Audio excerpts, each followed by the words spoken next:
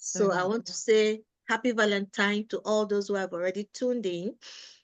And good morning, good afternoon, good evening from all over the world, whichever part of the world you're tuning into, you're welcome. And as you join this program, I'm hoping that you'll be able to learn one or two things to add to your lifestyle that will make a change in your mindset. So we have today Miss Enla Fees. She's the Director of Global Health, a stakeholder engagement at All AI. Am I correct with that? Pure AI. Yeah. All AI, a lead private sector fundraising for NGOs that deal with HIV, NCD, tuberculosis, name it, over 12 countries. She's a alumna of the London School of Economics, and she's an economist herself. So I welcome you to this interview. We would love to hear your story. Before we dive into the main aspect of the interview, we want to hear your background, if you can share your background with us. Absolutely. And I'll just begin by saying what an absolute pleasure it is to be here. We did indeed meet 3 weeks ago virtually, and I'm so looking forward to meeting you in person and to be introduced by the formidable force that is Miss Yvonne Prempe Ferguson is Yes. always a high recommendation indeed. Yvonne and I were sitting in the back of a car and rushing between meetings, and it is now such a pleasure to be back at my desk in London for a couple of days until my travels take me off to Indonesia for the next round of engagements on Sunday. Um, as a brief introduction, and thank you so much for setting that up so beautifully. I am based in London. As you can tell by my silly accent, I am very much British. My father is American, so although I haven't carried the accent, there's some parts of me which are very, very American.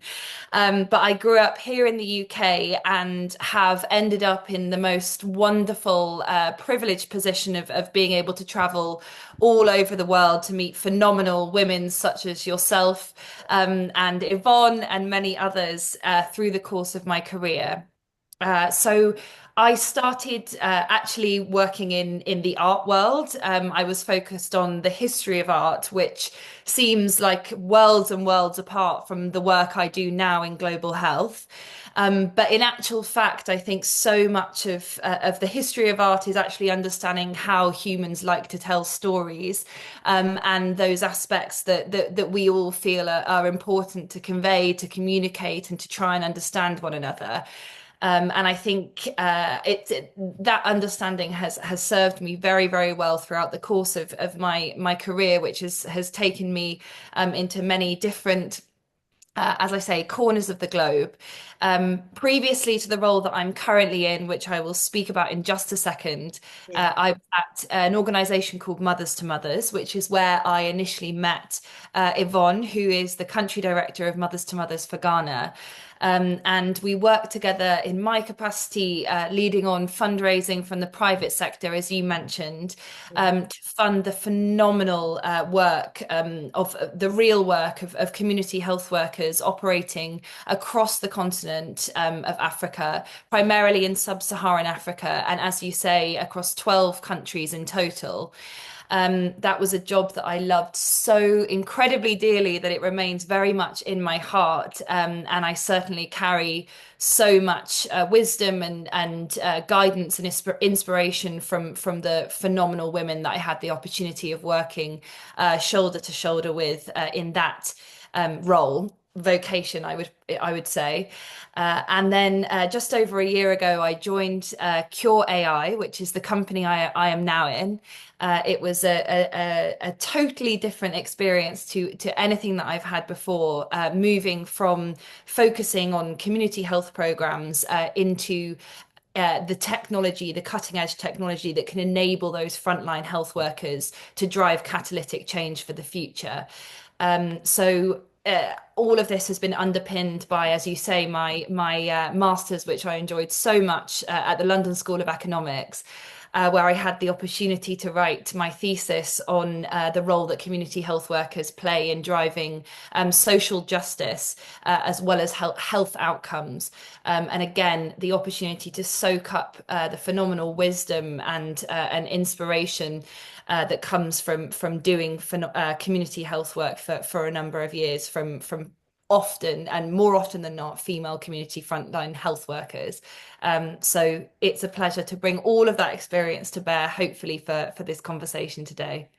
Thank you so much. That's so enriching and so vast from what you've shared with us. In view of what the questions we'll be asking, we would like you to look at it from the view of investing in women, women in leadership, and breaking the glass ceiling, entrepreneurship and innovation, and then balancing professional life and family life, or just your life in general. So now that we know your background, your family and educational background, would you tell us a little bit more of your career Yeah, absolutely. in So depth from the 12 different countries? sure, of course. I will do my very best. And I can see some more people have joined. So good morning and good evening and good afternoon. Absolutely. So as I say, I started my career in the art world. So I find myself at every stage of my career, surrounded by the most phenomenal creative and innovative minds.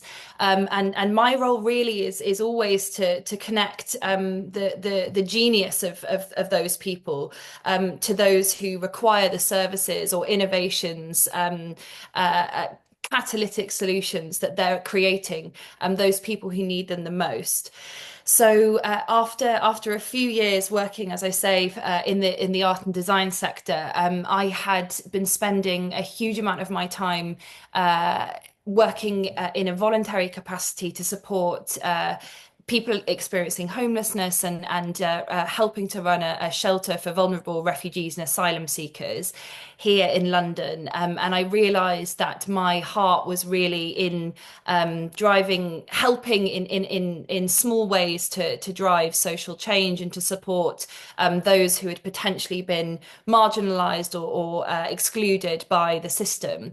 And so at that point, I decided to pivot into a different career, to bring all of that creative knowledge and experience that I had built up in the early days of my working life into the NGO sector.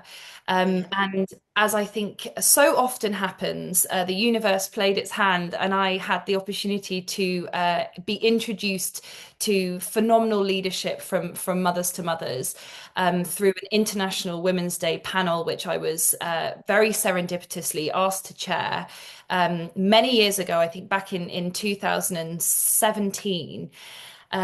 And through that experience, I fell very rapidly in love with the model and the impact and the ethos of Mothers to Mothers as an organization, really focused on equipping those individuals and in the case of Mothers to Mothers, those women who were already creating significant ripples within their communities in terms of driving access to health equity, and social justice, but equipping them with the wider support and infrastructure that they needed to amplify that impact.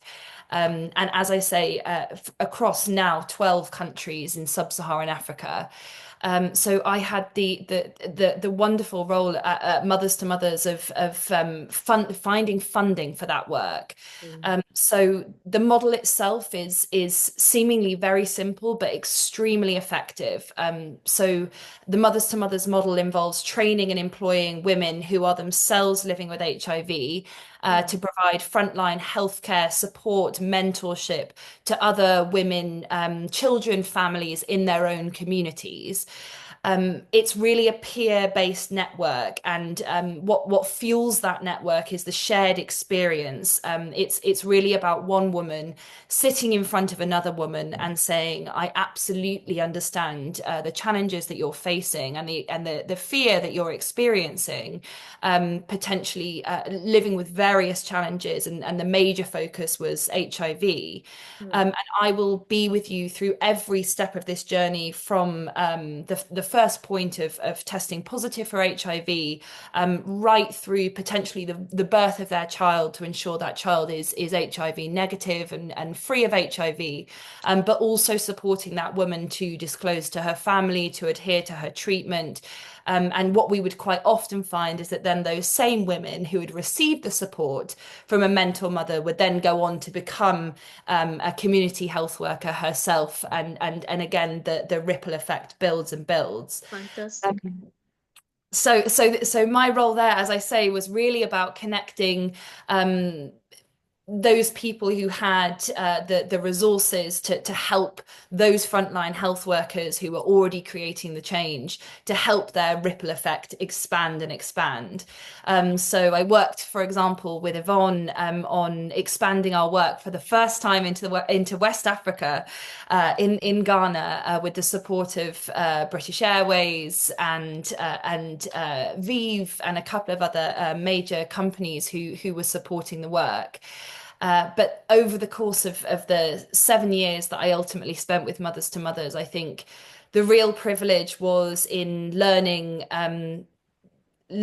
from the frontline health workers themselves, experiencing as I say, the ingenuity, the innovation, the compassion, the presence of mind and the leadership that those 12,000 frontline health workers exhibited on a daily basis, by virtue of sharing their HIV status openly with those around them, and providing that care and mentorship. And really, it's a humbling role, in which my only position was to convey the power of that, to people and to organisations that had the resources to fuel the growth and the expansion of a model which was incredibly effective and had been proven over the course of 2 decades. So that was my role at Mothers to Mothers, and then I can't say I would have ever expected to find myself shifting into the technology sector, following my work Yeah. I would there. like to ask a question before you go on to that. Absolutely, please, yes. I want to understand the strategy of the networking you used, because when you started, you talked about Mm. connecting arts creators to people that need them. That sounds interesting and very um, exotic lifestyle, meeting artists and creators around the world. So, if you can share with us some of the tips of networking, how you were able to connect um, different aspects of this field that made the impact in the lives of both the artists and those who are stakeholder in that field. That's an absolutely brilliant question. And I think the answer that comes immediately to mind is it's a twofold answer. The first is, to me, the power of network building. Okay, maybe it's a threefold answer. I think the power of network building, from my perspective, is, first of all, I have always worked in spaces where I am fueled by an insatiable passion for the work that I'm doing. So that means that without even trying, I'm continuously emitting passion and drive and commitment to the cause that I'm amplifying in my professional life. Yeah. So that to me is incredibly important, and I'm sure that this is something that you share with Yeah. me as well, having seen the work that you're doing. I think that if you are working in a space where you are pushing towards progress, that you feel personally and authentically connected to and therefore passionate about, then your network building will happen as a natural consequence of that. Because every single conversation that you're having, whether it be in your kind of quote personal life or professional life, will in some way carry that passion with it. And then I think the second aspect is really about kind of being present with people as human beings first. Yeah. So it's about kind of really listening to the person in front of you. I think probably when I was at the very beginning of my career, I would be thinking about the statistics that I needed to convey and the pitch that I needed to hold in mind, and very sort of outward looking. But actually, I think that the critical fuel to effective network building is actually about listening to what is uh, what are the concerns of the person in front of you? What drives them? What are they inspired by? How do they respond to your inspiration? And where might those two areas of passion intersect? Yeah. So I think really, as I say, the first is being extremely passionate to your core about the work you're doing, Yeah. so that networking becomes part of the course, a component, a natural component of your everyday life and interaction with other people. And then the second is really grounding yourself in curiosity about the people around you, presence and curiosity. Um, and I think then it's I suppose it's about yeah, it's about exploring that. It's about exploring that further and be keeping your ears open for finding those people who may connect with you and may where there may be kind of mutual opportunity for mutual opportunity for growth in spaces that you might not expect. Mm. Uh, yes, so I think that's probably what I would say about network building. I Yeah. suppose one other final thought there is a real lesson that I took from the community health worker model at Mothers to Mothers. So the model itself is so effective that the organisation has achieved what we call virtual elimination of Mm. the transmission of HIV from a mother to her child. So this is astonishing impact from former highs of around 40%. And actually, why the organization has been able to achieve such tangible, measurable impact is because the program is being expanded and by uh, peers. It's a Yeah. peer-based network. So it's Yeah. two individuals who share a very challenging circumstance. And by one individual sharing her vulnerability and her past, she's able to then pull a patient or a client into a more positive future using what she has already been through. Yeah. And so that's the other piece that I would really emphasize in terms of network building is the peer-to-peer effect. Respect. So what I now find and how I now translate that into my work is we're an AI company Cure, and our AI reads X-rays within a matter of seconds to determine whether a patient is living with HIV, is living with TB, or scanning for 20 additional lung findings, including indications of early stage lung cancer. And obviously, with the introduction of AI into health systems, there's a very real fear on behalf of clinicians and radiologists that this will change the status quo in Yeah. ways which feel uncomfortable. But actually, what the AI is capable of doing is really freeing up clinicians and frontline health workers, community health workers, to do the work that they are uniquely positioned to do with patients, and actually to amplify the role that clinicians in hospitals can have across the entire country when we're thinking about telemedicine. So, in order to convey that and to build the trust of clinicians who play such an important role in the future of health systems, Yeah.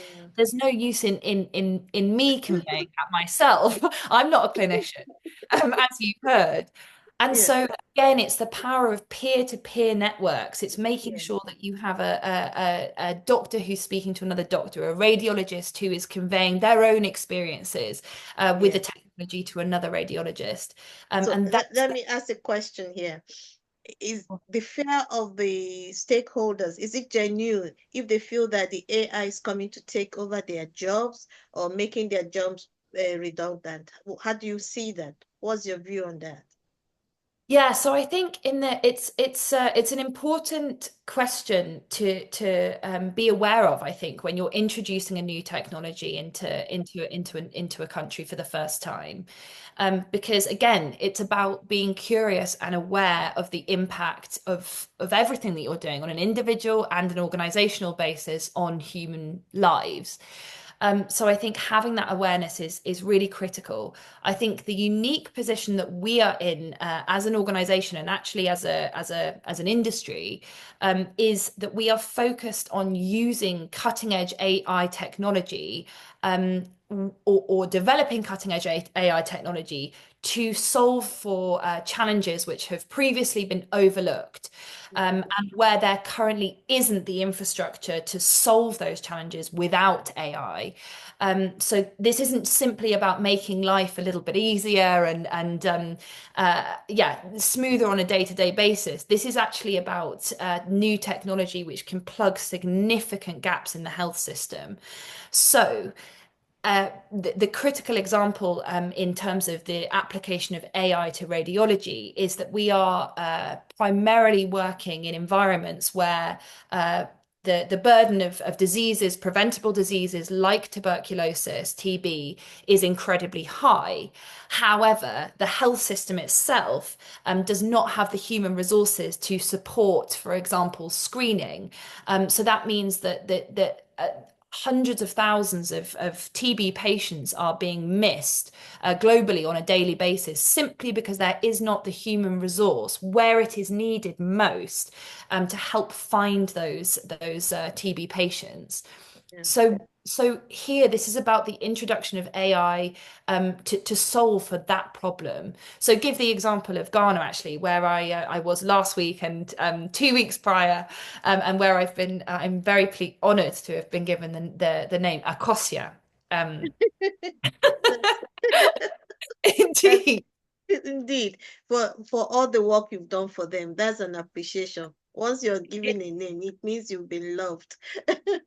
And I feel very loved. I feel very loved and appreciated. And I'm so excited about the work that we can do in Ghana because we know that the TB burden is incredibly high in Ghana and particularly challenging for people living with HIV. TB remains the leading cause of death for people living with HIV, and the HIV burden in Ghana is still significant, a significant challenge. At the same time, there are only 3 radiologists in Ghana per million people, per million population. And there are 7 out of the 16 regions where there is no radiologist whatsoever. So this is really a gap that the AI is able to fill.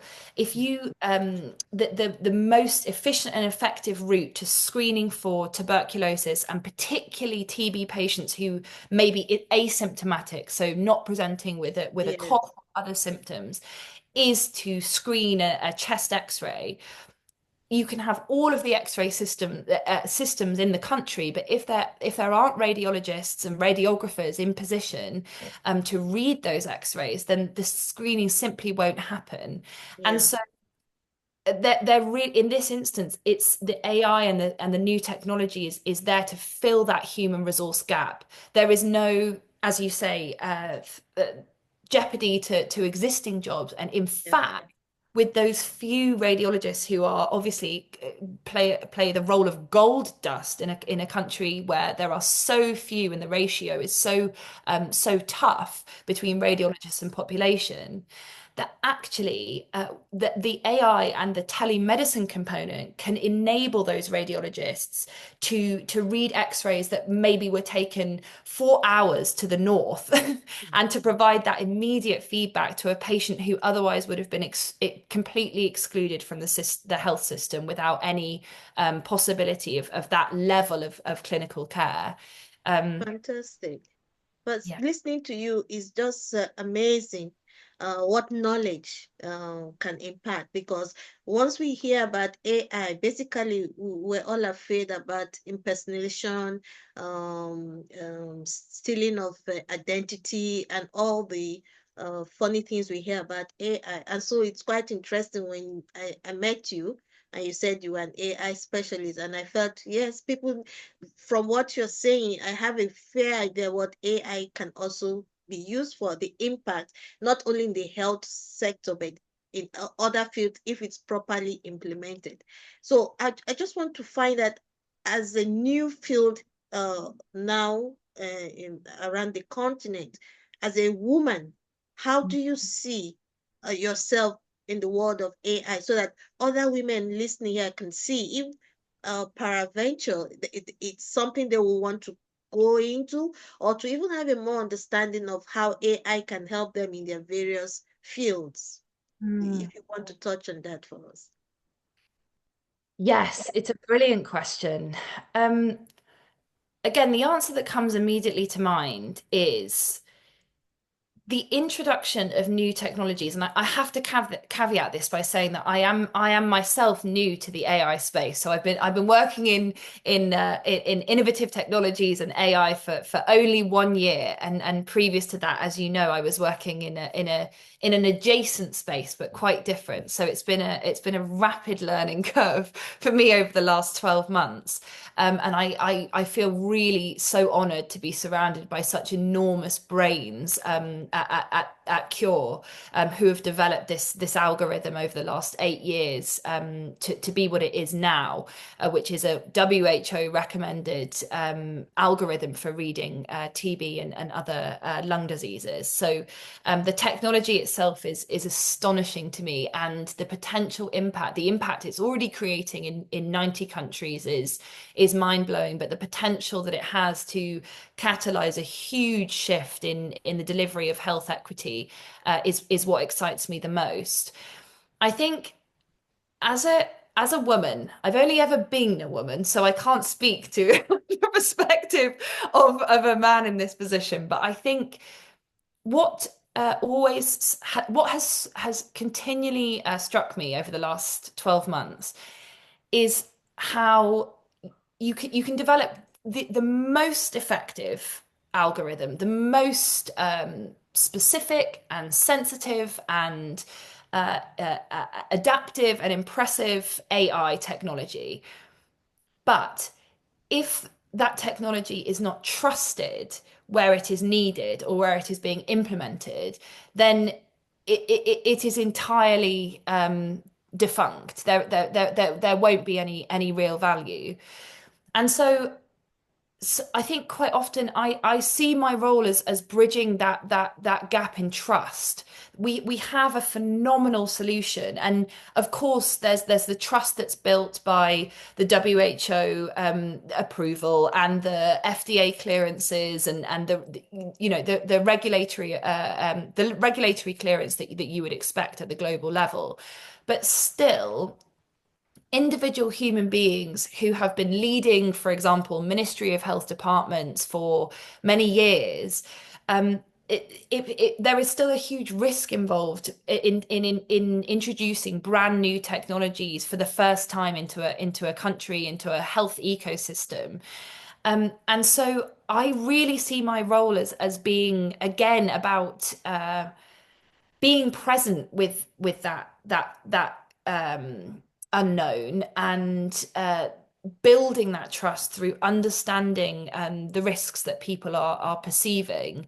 Um, so that to me is actually the critical piece about the role of potentially, especially women in AI, is marrying the cutting edge innovation with the human trust and the human empathy that is required to make sure that the AI tr is translated into impact.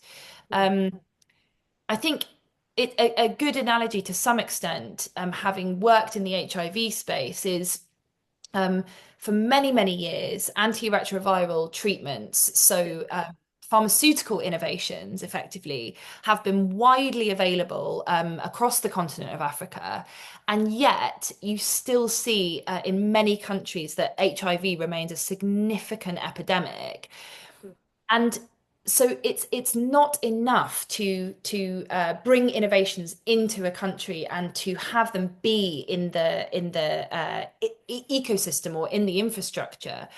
There are so many layers in between the introduction of new innovations and real human impact.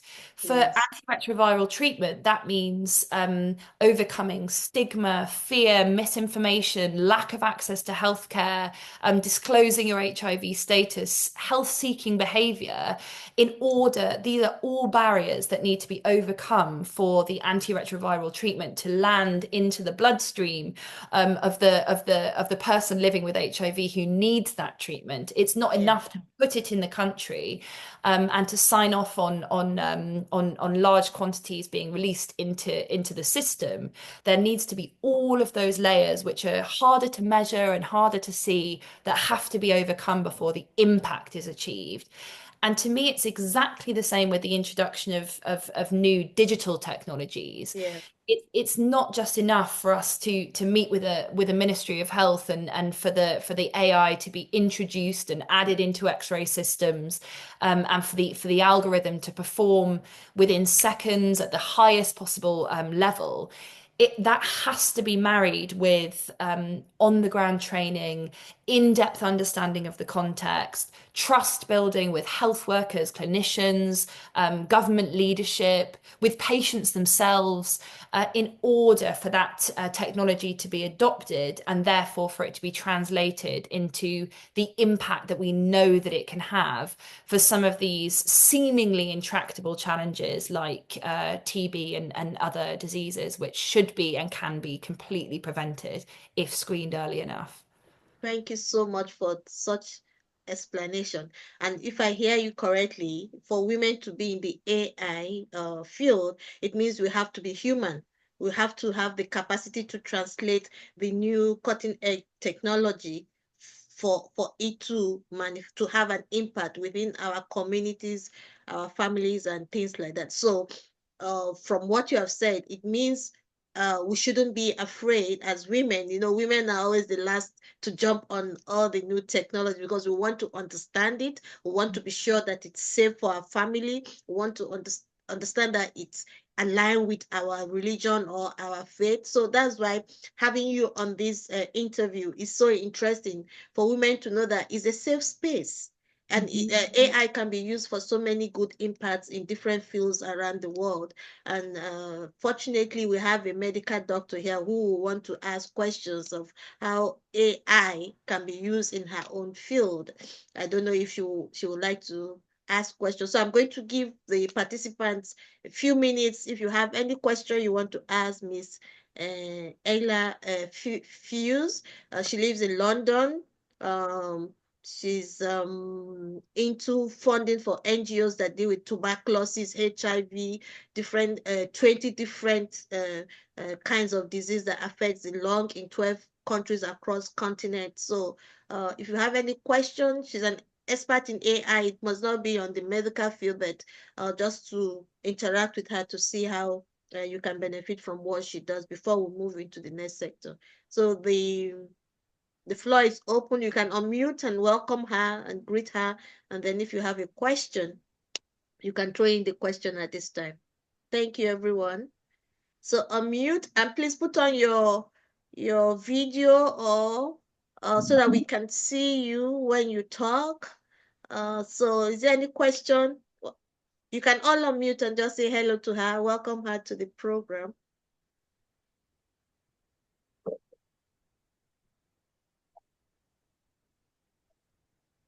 Hello.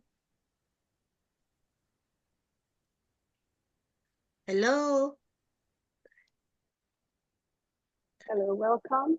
Uh-huh. Very, I very thought exciting. yeah. Yes, really Yeah. enjoyed what you spoke about, especially about how, we are getting people to adopt the behaviors that are necessary to. Arit, we can't hear you clearly. Oh, okay. Can you hear me now? Okay, yes, a bit better. Oh, no, I was just saying that it's very interesting, actually, the way she's breaking down AI and its uses and how important it is. And especially for me, who I have worked a lot in behavior change and communication, and I really understand what she says about it's one thing to even have services available, it's another entire thing to get people to adopt, behaviors that can, due to all sorts of cultural and past experiences, people tend to think, or sometimes when these technologies come, they come with an agenda for some. Yeah, so I'm enjoying it too. That's what I wanted to say. Thank you. Okay, thank you. She's acknowledging that from what you're saying, yeah, she's getting to understand the AI and appreciating the functions of the AI since she works in fields of communication and she's actually a field person. She's one of the consultants I work with and partner with when I have things to do concerning field work and things like that. Thank you, Irit. Um, is there any other question? Oh yeah. Yeah, I would like to ask a question. Okay, go ahead. Oh, okay. Nice to meet you. I'm Keiko's son. Yeah, so I just tuned in for this. I'm sure it's probably more of like a woman's conversation, but yeah, I just wanted to ask quickly, do you think it's more beneficial to try and approach them as an individual, like one on one, or more so like in a group together? Are they more like receptive to the information that way?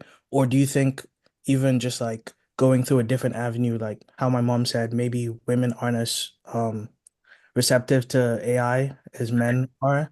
So do you think going through like their husband or someone like that would even be more easy for them to get it? Shall I take this question now? Yes, please. Okay. Well, no, first thing to say is that I think the more men who are involved, anyone who isn't a woman who is involved in this conversation and in any conversations concerning social progress and gender equity and lifting up of women's voices, the better. So thank you always for joining us. That's the most critical thing to say. And then in terms of, I guess, I think your question, if I understand correctly, is about building that trust around the introduction of new AI technologies into countries, for example, where the AI hasn't been utilized so far. So, as Princess said, I work in a very specific field of AI, which is really in global health and public health.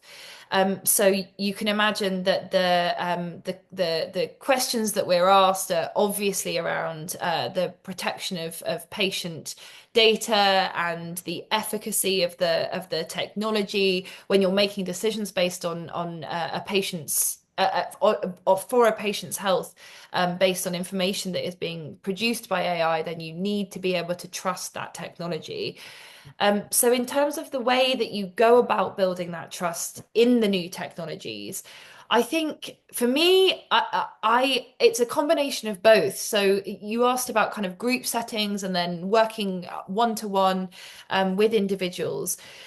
I I always love a presentation and being able to kind of take everyone's questions all at once. I think I was in Ghana last week and I was working with lots of government stakeholders from across different departments who had different concerns and different interests. And I think for them to all be able to hear the questions that each one of them is asking, and to understand how AI can form a bridge across all of those different groups. and satisfy lots of different needs is really important. In a group setting, you also have the opportunity to have individuals advocate for the use of or the uptake of the new technologies. We would have last week, I had a fantastic NGO leader who had himself been screened for TB just the week prior using the AI technology, and he was able to advocate in front of others, which is that kind of group interaction, I think, is very, very important. Yeah. But having said that, my personal preference is always to spend time with people one on one, because to me that's where you can exercise the most curiosity and build that depth of trust, that then I think has the potential to move mountains, because you can go much deeper with that person in understanding what is concerning them, what excites them about the introduction of the new technology, what kind of questions that they might have that they can't ask in front of other people, but also more importantly than all of this, to some extent, it's building that personal understanding, because as I said at the very beginning, to me it's critical that I'm believing fundamentally in the work that I'm doing, and if I can convey that personal belief to someone sitting in front of me, over the course of a human conversation, then I think that's probably just as effective, if not more as effective, as kind of presenting in a more formal setting to a wider group. I hope that answers. Fantastic. Yeah. There's a question in the chat for you. Oh, Hi, Enla. This has been insightful so far. What are some of the challenges you have faced implementing AI in the medical field, especially in regards to telehealth? This was asked by Tara Pam. wonderful. Thank you so much for that question. And the challenges are, as you can imagine, innumerable. Um, I think in I mean one of the major challenges that we face at Cure and the work that we're doing is, on the one hand, we're working at the very cutting edge. So for 8 years we've been operating this AI technology. So far before AI came into even my personal consciousness, it was data science and it was machine learning, and there certainly wasn't the kind of broad societal understanding of AI that there is now. So on the one hand, you have really, really cutting edge human ingenuity. And then on the other hand, you have the introduction of these new technologies into environments that often don't have vital basic infrastructure. So one of the major challenges that we face, and that we've been able to overcome through the genius of my colleagues, essentially, and my colleagues who design our solutions, is that we are needing to deliver the rapid AI-enabled TB screening into communities where there's no internet access whatsoever, or, for Wow. example, when we're working with there's no electricity when you're taking an X-ray out into a community of where there's likely to be a high burden of TB and a high risk. Um, and that's exactly conversely where the technology is needed the most, is in those areas which aren't served by the hospital ecosystem, where there isn't a local clinic, where there are very few health professionals. And so in order to realize the potential of the innovation and the AI, you have to figure out also how to adapt it for these settings where there isn't the infrastructure to support. There isn't the internet infrastructure, essentially, the internet and the electricity that you might have in more of an urban setting. So then it's about actually going back to sort of basic design principles, and it's looking at what are the real needs of these communities. So we now implement a solution which is completely offline. So you have laptops which are high spec laptops which can be taken into communities with ultra portable X-rays that live on a backpack, so they can really be reaching the last mile patient who needs to be screened the most, because these are often, as I say, the highest TB burden areas.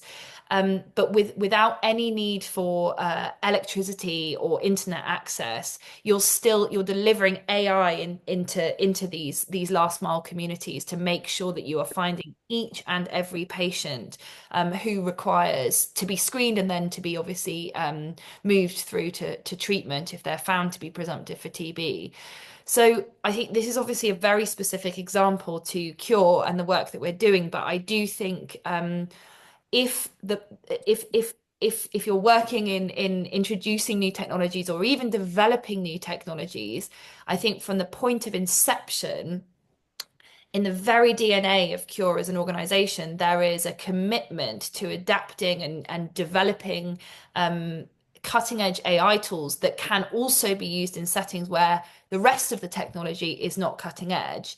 And I think that's the critical piece. Otherwise, the development of new technologies will only forge greater gaps and leave more people and communities outside of the systems from which they've already been excluded. So I hope. Oh, she said, oh, that's amazing. I love the offline option.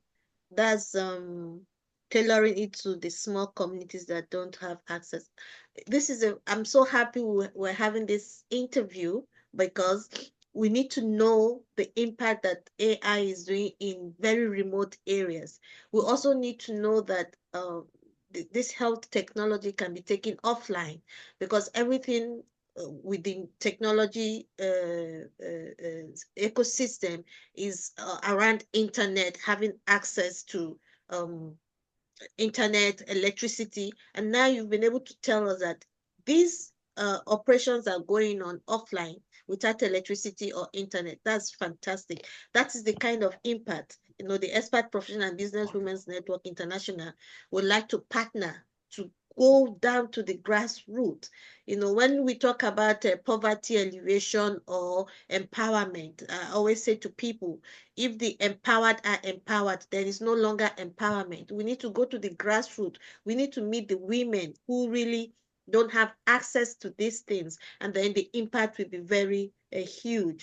And I just have one question to follow up with these offline options that are available for the rural areas. So once they have been tested for the tuberculosis and their results have been received, so how do you tailor this result to translate into cure to these people that have been screened and tested for tuberculosis? Yeah, absolutely. So the specific screening process is so the AI can provide the patient with an immediate what we call TB presumptive score. So whether the patient is presumed to be living with TB based on the AI reading or negative. And this is extremely accurate and sensitive, as I say. WHO recommended for that first line of screening. From there, the sputum sample will be collected, and then the patient will then the sample will be taken to a laboratory test before the patient is then put on treatment. So it's that's the process. What it means is that we're basically kind of finding those patients who wouldn't have been screened at all. Yeah. This works at multiple levels, but the two sort of key levels. The first is through what we call active case finding programs. So this is where we're not waiting for patients to present with symptoms, and we're not waiting for patients to suspect their own TB status, but actually we're going to those patients where they are, and that is the critical component because you're so often, unfortunately, TB, like HIV, is a disease which is driven firmly along socioeconomic lines. So the same people who are worst affected by HIV and TB are those people who are incredibly busy um, managing complex lives, multiple jobs, often caring for their own children, and that often I'm meeting patients and clients who are being screened who their primary concern isn't their TB status. It's the potential of Livelihood. their child succumbing to malnutrition. Yeah. So when you're working with communities and patients who are having to overcome multiple barriers to care, it's our responsibility as a sort of global health community to be delivering care to those patients, as I say, where they are. Um, so I think that's really the critical component, is that you're then finding patients who wouldn't have been able to seek the screening, but who are inherently at the highest risk, because they live in high TB burden areas, or there's multiple other drivers of the disease, including overpopulated environments, for example, which is really affecting them. The second piece is that, as I said before, because there simply aren't the radiologists to be reading X-rays at the rate that's required to make any significant change in screening numbers and case finding. Yeah. If you can add AI, so effectively just turning AI on in a hospital setting where there's already an X-ray, it means that you can screen every single X-ray that's being taken in that hospital within seconds and automatically screen it for TB. So that means if someone may have come in, and this we will operate often in conflict affected environments. So you can imagine Yeah. a patient would come in with a musculoskeletal fracture, and actually the patient is not showing any symptoms. Half of TB patients are asymptomatic, and Yeah. those patients are so often being missed. But in this case, if we can add AI to every single X-ray system in high burden environments, then you can scan immediately to say, not only does this patient have a fracture, but also they are presumptive for TB. We need to immediately get them tested at the laboratory level and inducted onto treatment before this goes any further, either within their body or in terms of transmitting to others around them. Hmm. Fantastic. Any more questions? Do anybody want to ask a question before we move on? I see OG just joined us. Um, Fantastic. This is quite interesting and very eye-opening for me. And we just want to thank you very much for spending this time with us. We want to ask you we've seen the impact you've made around 12 countries around the world. Even talking about the impact in Ghana is such a huge, huge impact, because those are the things that matters, to be able to meet the needs of these smaller communities that don't have access to the urban development and technology that is constantly changing around the world. But to take it to them is such an awesome relief, and the bridging the gap of rural area and urbanization is such a great job you're doing. I really want to commend you for that, and I'm really very impressed. I'm very happy that we had this opportunity to get to know the depth of the work you do in AI. And I'm sure that a lot of women who, for me now, when I hear about AI, I can have the imagination or the picture of what I can use AI for in the different field that we are involved in. So just take a few minutes to give us food for thought, encourage the women here if they'll be interested in how they could use AI in their various field and things like that, and then we will close. Absolutely.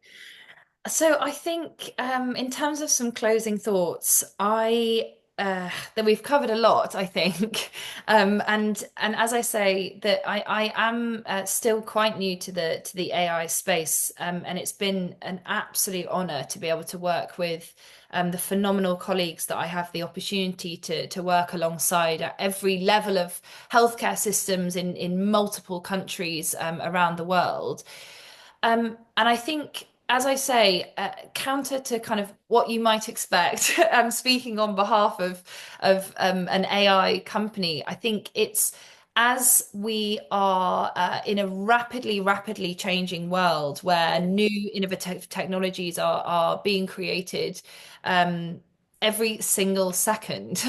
I would say, as a group of women and individuals who are clearly committed to driving equity and social progress, that it is our responsibility collectively to ensure that we are remaining focused on using those innovations and technologies to uplift those who have otherwise been left outside of the system, rather than allowing those chasms that gaps in ecosystem can cause to widen with the introduction of new technologies.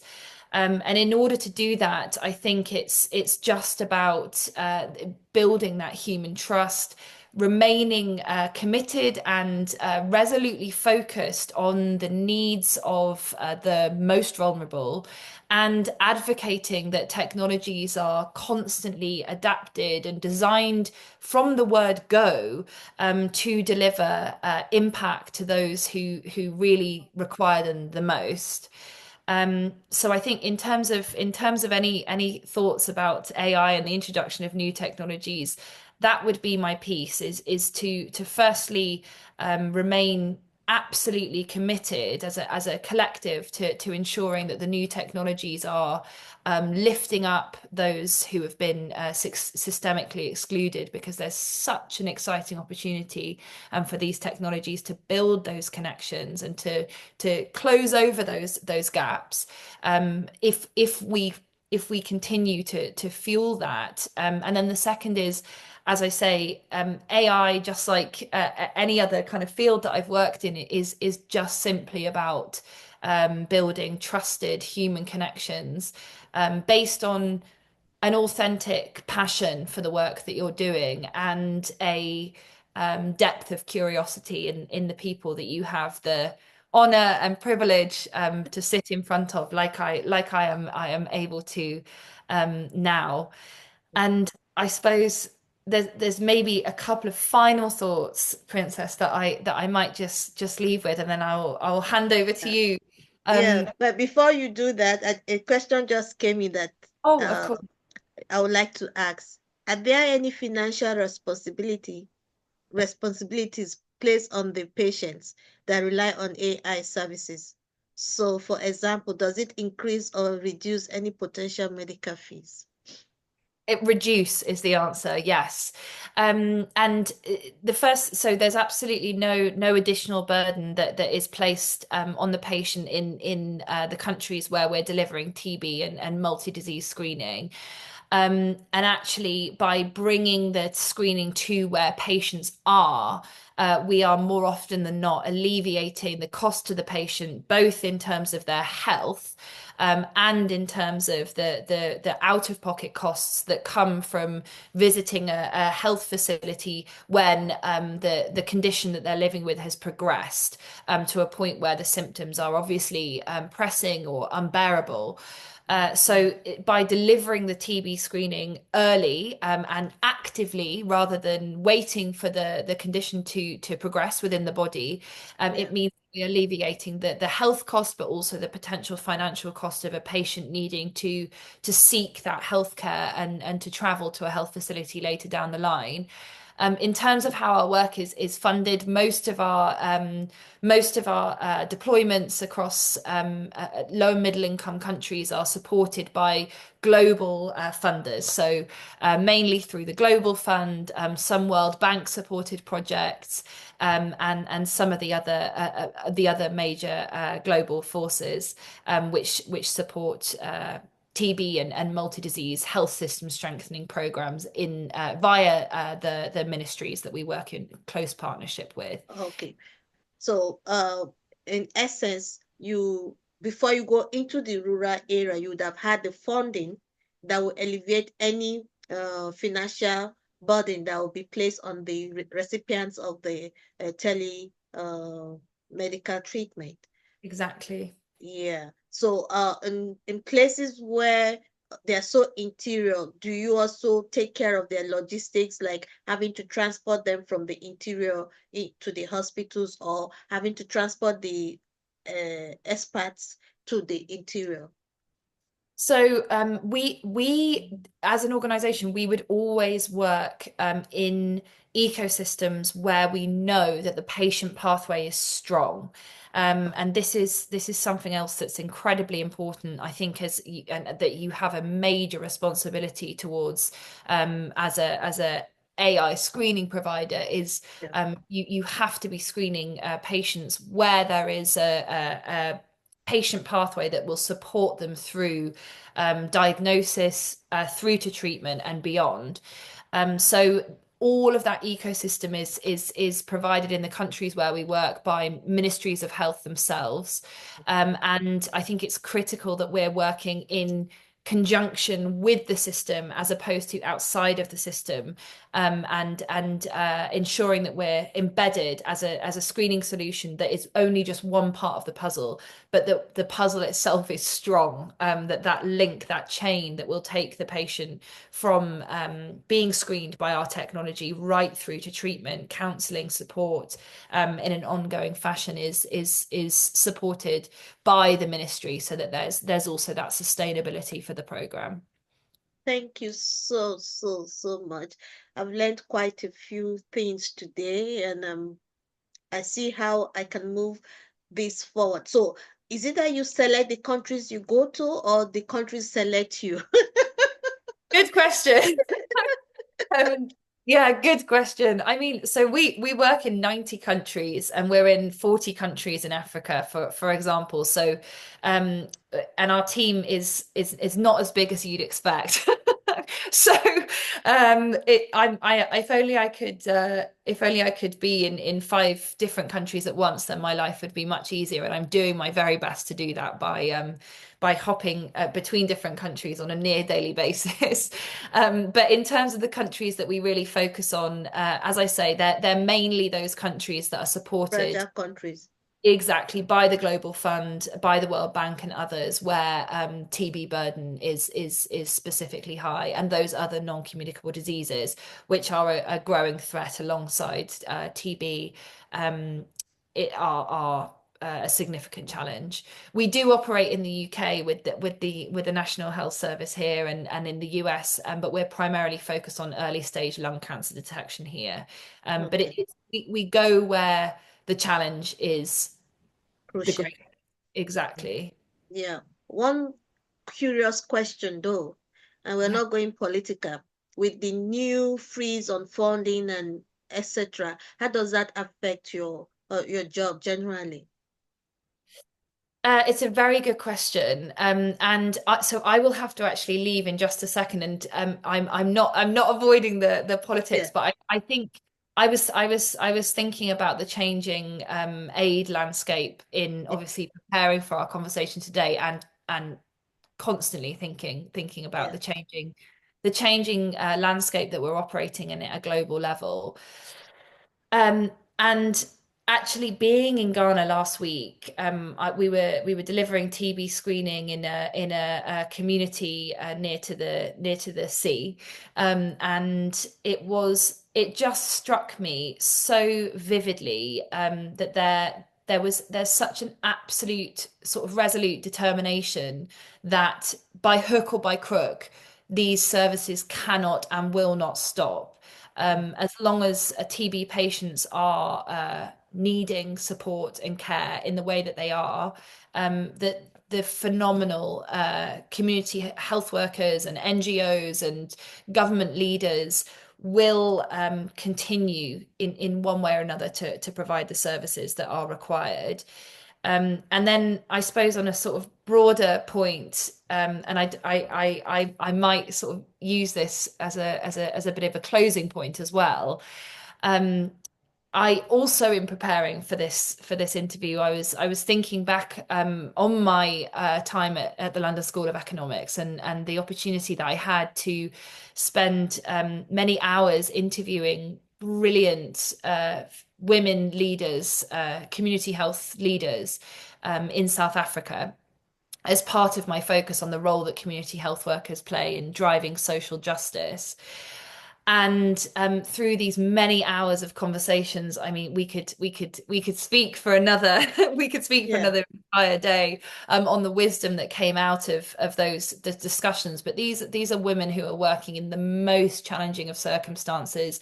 They themselves, even as esteemed community health workers, are facing discrimination, stigma, exclusion from their own colleagues as well as their communities, and they're working with patients and clients who are facing challenges that are almost unimaginable in terms of gender-based violence, lack of access to vital services, and innumerable barriers to care. And the one of the lines which is seared into my mind that one of the community health workers that I interviewed, she's a brilliant leader in her own community. One of the lines that she shared with me was her focus is on really gluing your eye into the distance and keeping walking.